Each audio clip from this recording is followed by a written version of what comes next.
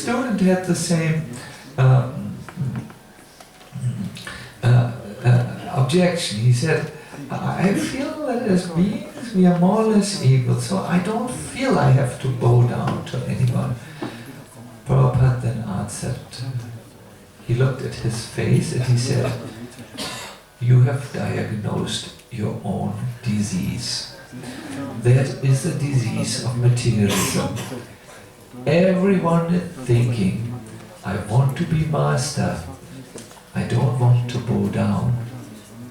Srila Prabhupada continued his line. You don't want to bow down, but you are forced to bow down. The young man admitted that, yes, in practical terms, he has to submit to his boss, you know, when he wants to make some money.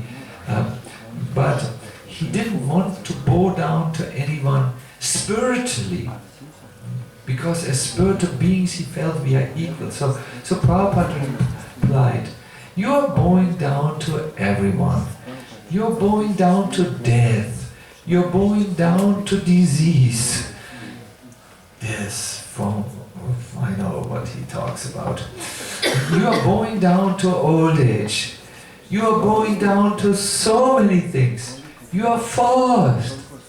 And still you are thinking, I cannot bow down. I don't like it.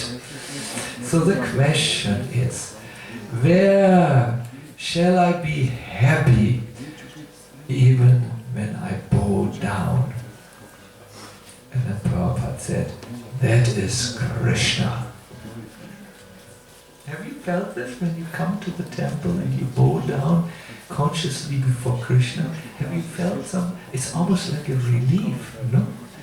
When you consciously bow down to Krishna, when you are in a hurry and you are not really having time to think what you are doing, then you might think, oh, the blood will rush now in my head, and when I get up, I will be all red like a tomato in my head. It's not very good for my beautiful face. I don't know if someone thinks like this, but when you consciously bow down and you pay your obeisances, you feel just so relieved. So Krishnadas Kaviraj Goswami says, anyone who falls down before Nityananda Prabhu, even if he is Duracha, that means sinful or fallen, will be delivered. And he said, he even saved me. Even me. Let us continue why he thinks like this, to talk like this. There was this Kirtan, Minikatam Ramdas, the ecstatic devotee of Nityananda, had used his prema whip a few times and everyone was totally ecstatic. And then, all of a sudden, Minikatama Ram's mood changed. He said, I will leave this sinful house immediately. Everyone went, oh, what have we done to disturb Minikatama Ramdas?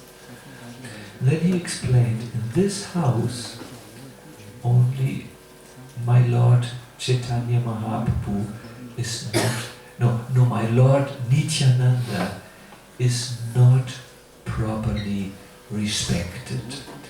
And he got up and he walked out of the house, and this was the end of the Sankirtan festival. Imagine a great devotee comes here, like great devotee, one of you, I don't want to give any example to not embarrass anyone, and he would say, this festival is absolutely irreligious. And he would leave with his car, run, we would hear it outside, there would be a fog. We would walk, what did we do wrong? Why is he disappointed with us and leaves us? So the Vaishnavas, were very, very shocked, because Minikatama Ramdas was not just anybody, he was a personal associate of Lord Nityananda, and he had criticized this. Krishnadas Kaviraj knew what Vinikatan Ramdas had perceived. His older brother, who was the leader of the family, he thought only Lord Chaitanya is the Lord, but Lord Nityananda, Prema Mata, he is so intoxicated with love. Who knows about this Nityananda? He is so extraordinary. He sometimes will jump on a bull and ride the bull, although this is totally forbidden. No one can go on top of the cow or the bull. Sometimes this Nityananda dances so much that all the cloth fell from his body. And sometimes he will just jump into the river Ganga, laugh like a child, and play with the crocodiles. So that Gauranga Mahaprabhu is to say, Nitai, come out immediately. He is totally unberechenbar. You never know what he will do next. He's an avaduta.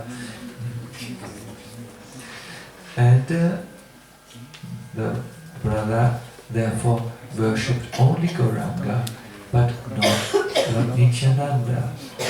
And Krishnadas Kaviraj felt, because I am part of this household, I am also part of this sin.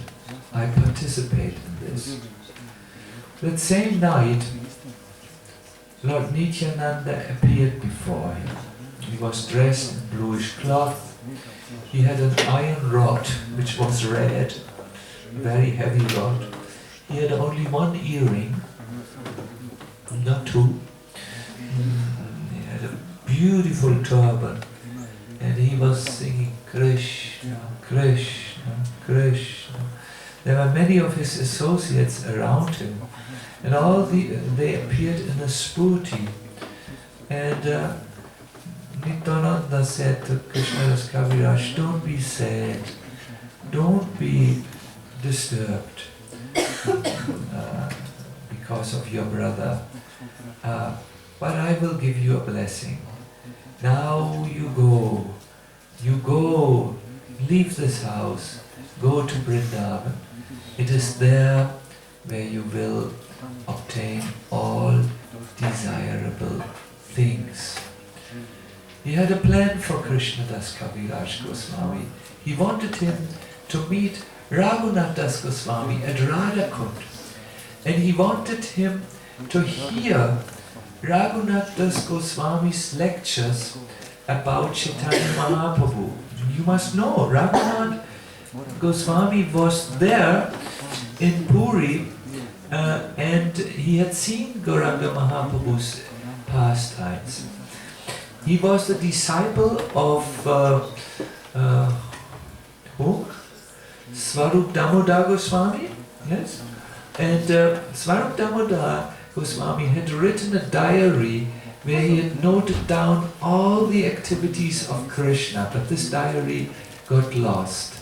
However, Raghunath had found this, and he had learned from Swarup Damodar this diary by heart, and he came when Lord Chaitanya Mahaprabhu had left the planet. He came to Vrindavan and he took shelter at Radhakund, and every day he would sit for 4 hours and talk about the pastimes of Chaitanya Mahaprabhu.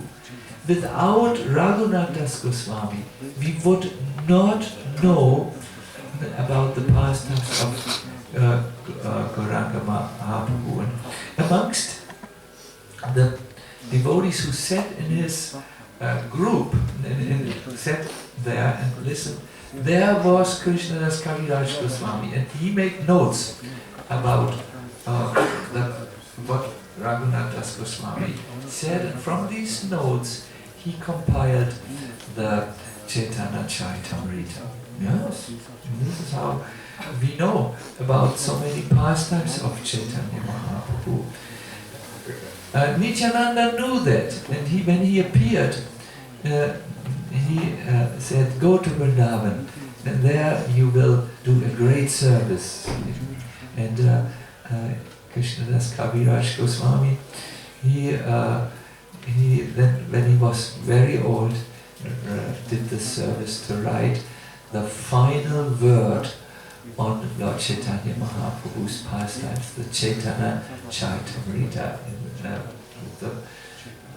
Amongst the Vaishnavas, it is the highest grantha, the highest scripture. Yes. So he remembers, Lord Nityananda had delivered me and pulled me out of my life, my compromised life, and arranged that I come to Vrindavan. There are many devotees in Lord Nityananda's pastimes who were saved by Lord Nityananda. For instance, Raghunath Das Goswami. I think you know that he tried to cut the bonds to his life as a married man many times, but he could not escape this until he met Lord Nityananda. Lord Nityananda gave him service to do. He said, arrange a feast for all the devotees. Lord Nityananda would always travel with thousands of devotees. Arrange a feast for all my devotees. We want sweet rice and another type of rice with condensed milk. Raghunath Das Goswami thought, finally a good chance to spend all my Lakshmi. And he was a very rich man, and he had big pots, big as boats, and there was cooking going on for many days. And then he was able to make a huge feast for Lord Nityananda's devotees. This feast was so ecstatic that from all over people came until there was no place any longer to sit. And when all the places were occupied, they went and sat in the river Ganga. And they had two pots. One pot with the sweet rice, one other with condensed milk rice. And they ate there and chanted, Hari Hari Bol. That was very nice. And what they saw is during this time, Lord Nityananda displaying one of his miracles.